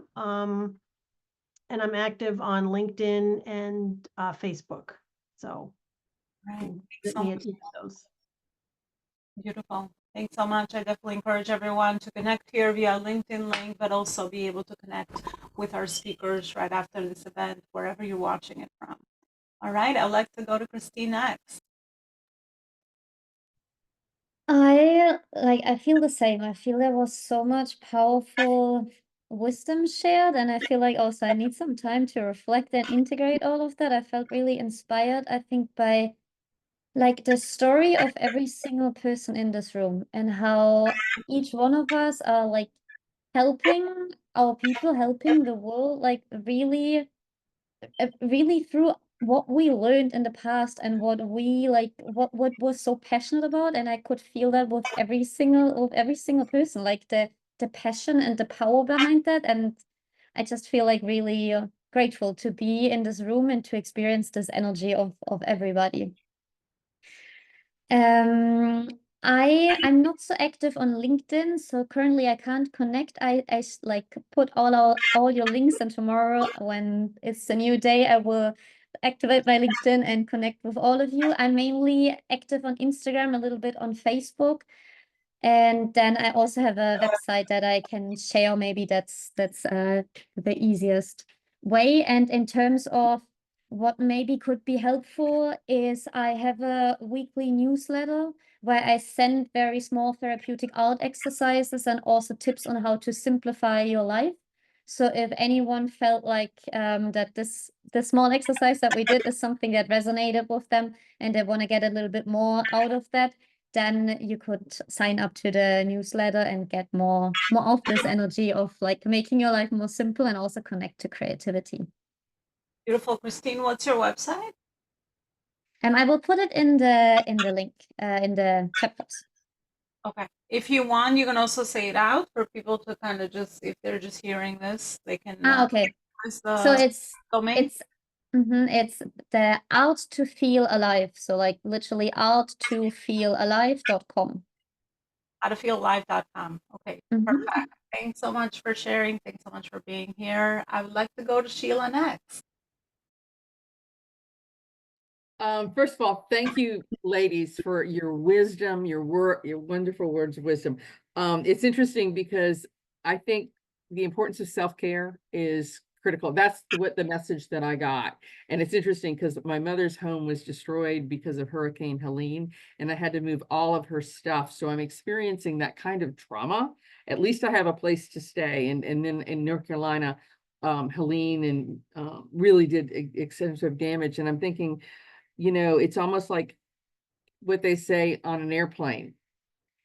Put the oxygen mask on yourself first, and then that is going to give you the strength to help others. And I think that's in Alona, your mission in life, I mean, I love it, is because we as women have got to take care of ourselves first in order to be mindful and take care of others. So 3 different ways to reach me is, number 1, reach out to me on LinkedIn. I also included my email address, which is Sheila@CatalystGetsResults, SHEILA. I'm happy to I do tons of pro bono marketing discussions, happy to get on a call and just discuss your marketing.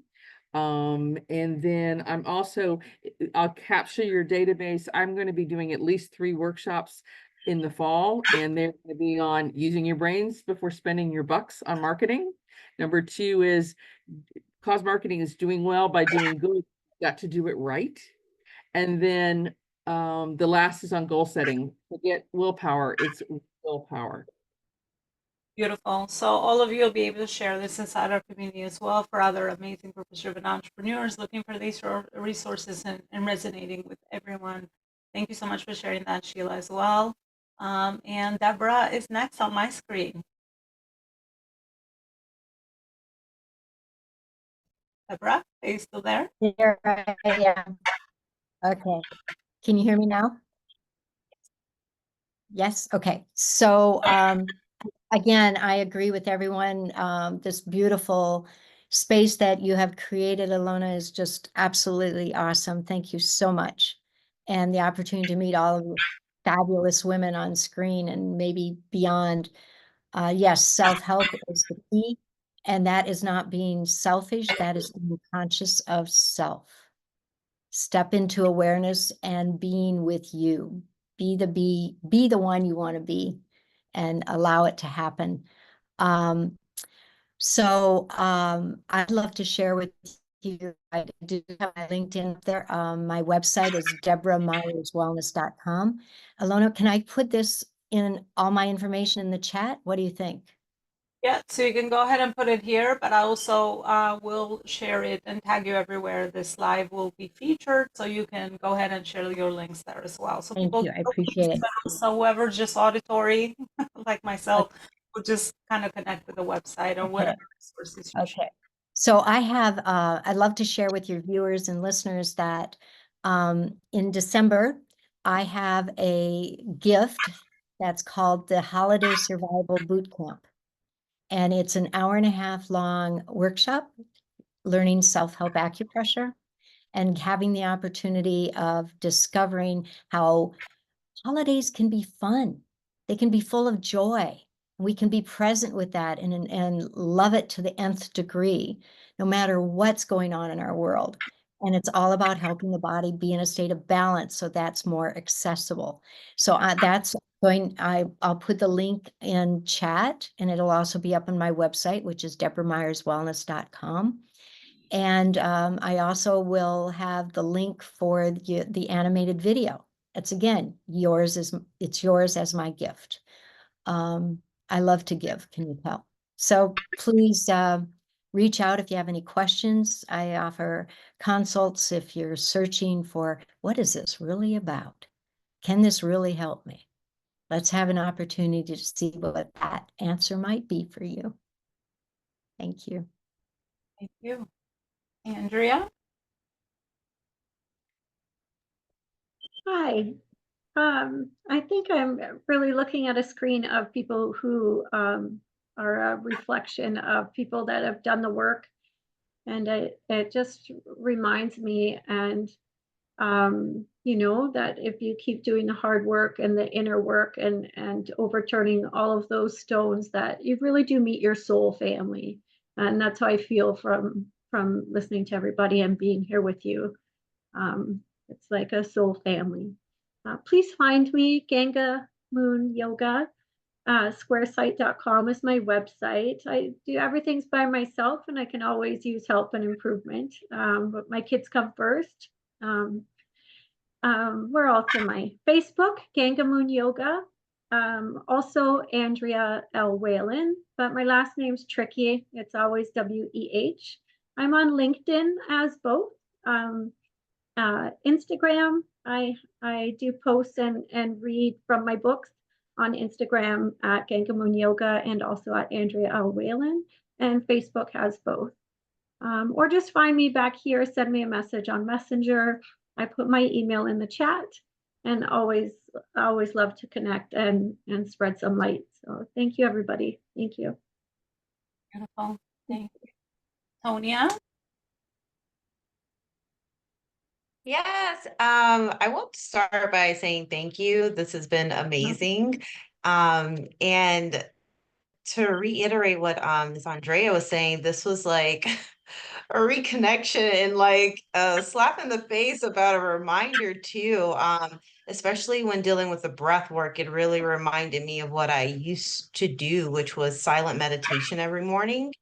And then, of course, I turn my back on the universe and things get chaotic. And I'm like, wow, this is a friendly reminder to get back to the breath. So I really appreciate you ladies bringing that up. And for everyone listening, that is a very important step, is to always connect with your life source, your breath.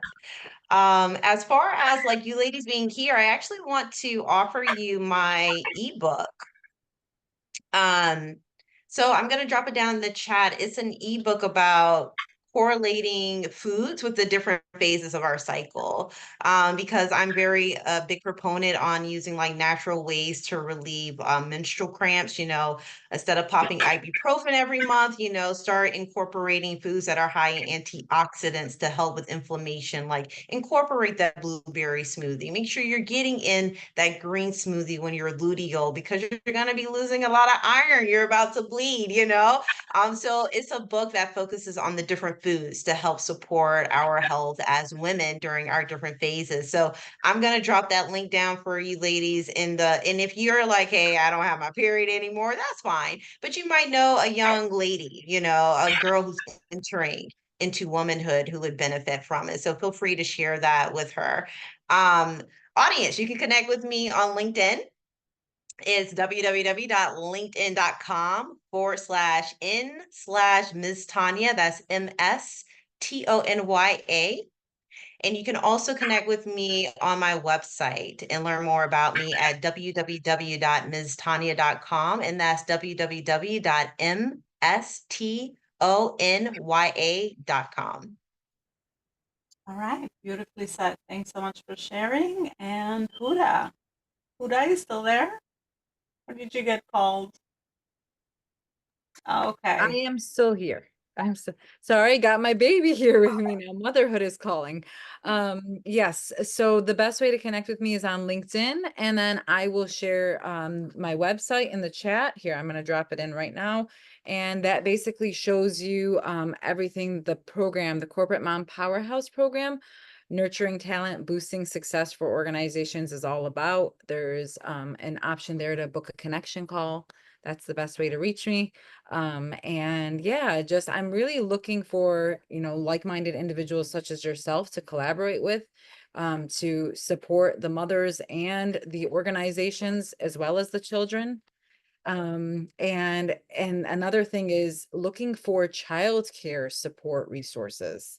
You know, there's different daycare centers that I'm looking to team up with that offer like on-site childcare for corporations, anything along those lines. I'm looking to build a community, a village, a virtual village and an actual village for corporations physically, to support working mothers and their children and their families. So All I right. am honored to be here. Thank you for having me. Well, thank you to everybody. Thank you so much for being here. We've actually reached the end of this event, and I'm very blessed to be able to have your energy here and your wisdom. I am grateful to be able to be in rooms with such amazing people that shine their light onto the world every day. And on the days where we forget about our purpose, we have each other. I love the virtual. We live in a hybrid world, right? So we have our virtual communities and we have our live communities. So let's utilize the new channels that are given to us for a good purpose and connect with each other, support one another, and then be able to find ways to complement our lives and really do more good in the world. Thank you so much for being here. We also have a community expert program here at the Life School where we connect you with speaking opportunities, TEDx stages, paid opportunities, free opportunities, and also podcast opportunities, because I really find speaking is the channel for people that want to use their voice to be able to share this with other audiences and people, much like here, where you can create an impact. And of course, you can make that as part of your business as well. I find it's an operational activity, especially if you love to speak. It's just one of those things that lights you up, back to what we talked about today. I'll play a short video around that. If you want to stick around, you can go ahead and check that out as well. And again, thank you so much for being here. And I'll see you with future events here at the Life School, virtual and live events. And thank you so much and have a blessed, beautiful rest of your day. Bye, everybody.